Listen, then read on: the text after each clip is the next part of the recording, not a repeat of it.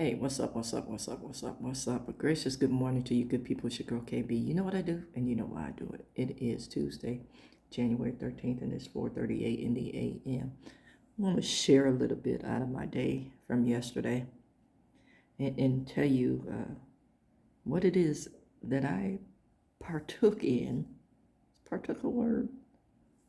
What I did yesterday after working, if you could call it that, 12 hours.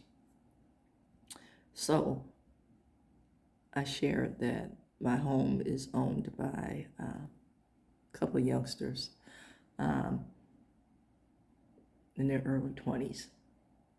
Their mom passed away and left them their house. Um,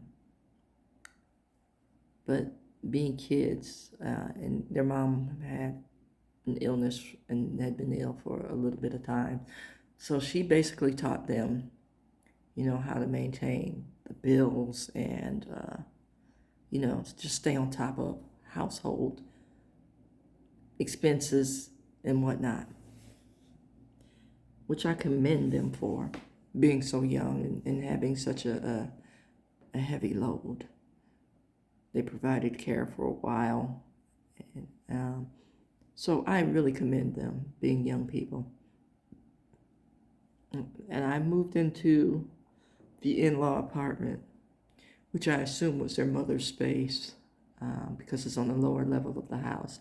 And at some point, she became unable to navigate stairs and the balance was off. So I assumed that was their mother's space. Um, but they don't know a lot about repairs and upkeep and things of this nature. So about, let's see, 2 weeks ago, maybe a shorter period of time, the key broke off in the deadbolt. Now, to give you a little backstory, a little history on that, the house is 4 blocks from the ocean, and the salt air causes things to rust in a quick amount of time. So I'm sure that the lock had a bunch of rust on it, and as things progressed, it became more and more difficult to open. I know I usually go through the garage because my apartment is on the lower level. So I know that, the couple of times that I did have to use the front door, I couldn't open it because the wood had swollen and the lock was so old. So, invariably, what I thought would happen happened. And the key stayed in the lock for a couple of days. And I would hear, folks wrestling to get in the home. So last week, I think it was over the weekend, I heard a bunch of rustling and I got up because I received a call. Hey, can you come up and open the door? So I did just that. And, me being handy, I got my tools and I removed the portion of the key that broke off in the lock. And I used my key to test to see that the lock was still functioning. It was, but it was rather difficult still to open the door. So I told one of the youngsters that I would replace the lock. And they looked at me. It's like, you know how to do that? Yeah. Please don't pay somebody $90 an hour to swap out a deadbolt. And believe, last time I called the locksmith or anything, that was the going rate. It's like, no, please don't do that. So yesterday after work, I went to Lowe's, shopped around, looked around for a single cylinder deadbolt. And I came home and I proceeded to replace the deadbolt. Now, me personally, I believe if you're going to do something, please do it correctly.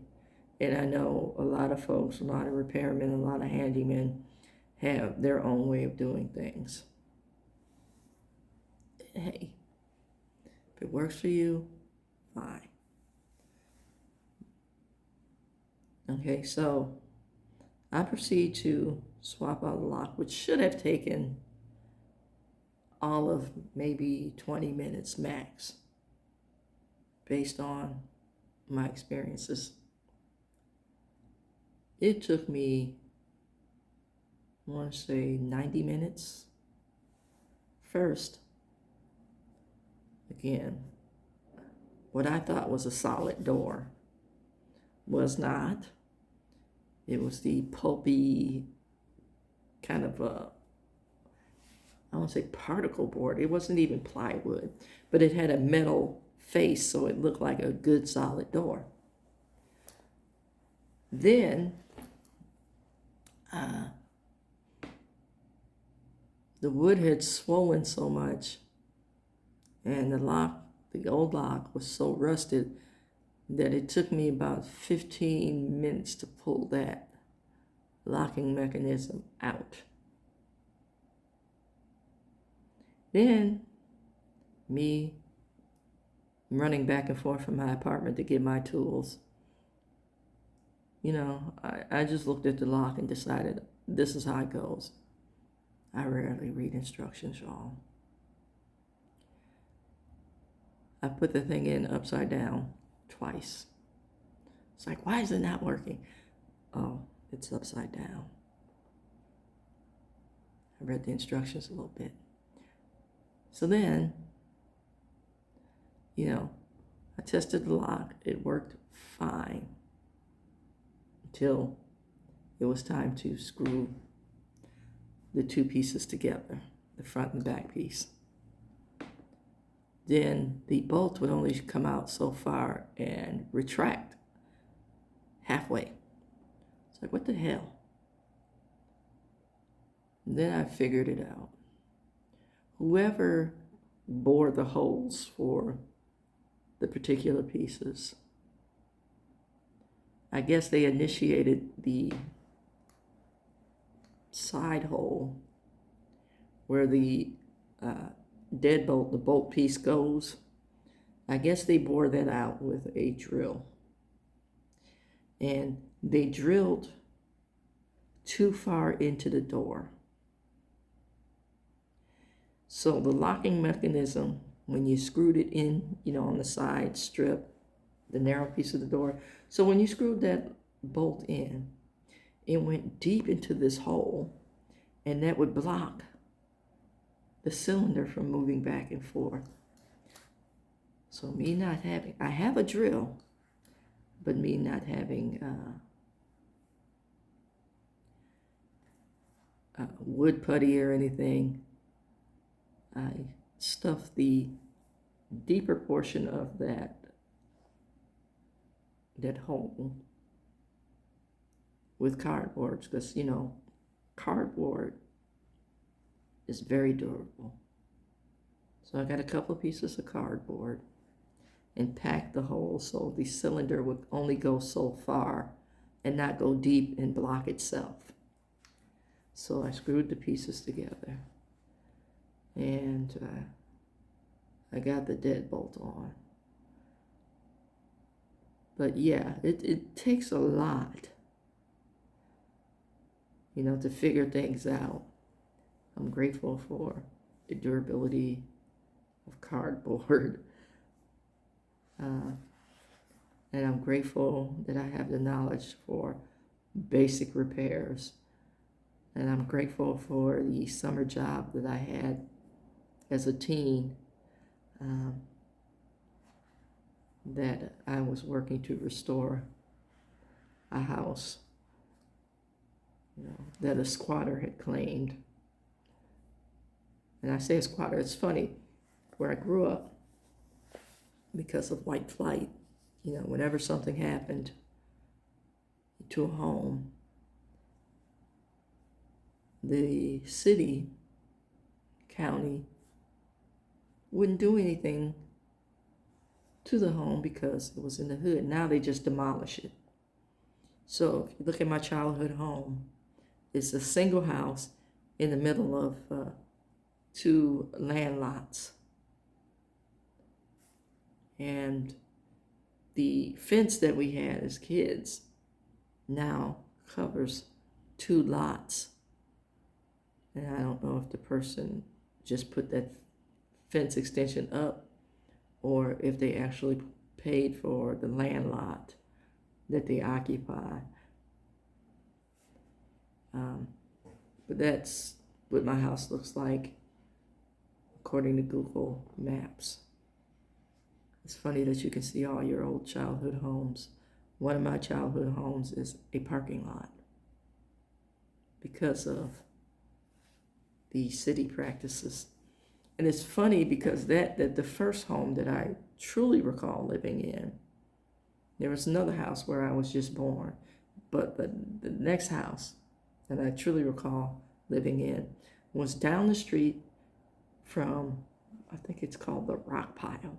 And it was the stadium in Buffalo where O.J. Simpson was first introduced as a player. So, yeah, there's a bit of KB history and KB repair tips. You know, and folks, don't be afraid to try YouTube videos if you don't know. The YouTube video helped me replace the screen in my car for my radio. You know, I bought the car as is and worked fine for a couple of weeks. Then I noticed that the screen would glitch, which obscured the radio stations and the backup camera. It's like, no, I can't have this. Went to the dealership. They were a little bit rude in how, you know, I believe customer service should be just that. But they were a little bit curt. And albeit I'll give them the excuse that I came at the end of the day. And I was like, no, I don't do curt well, especially when I'm paying for it. So I watched the YouTube video. I ordered the parts on Amazon. And I installed the new screen myself. So don't be afraid to try new things.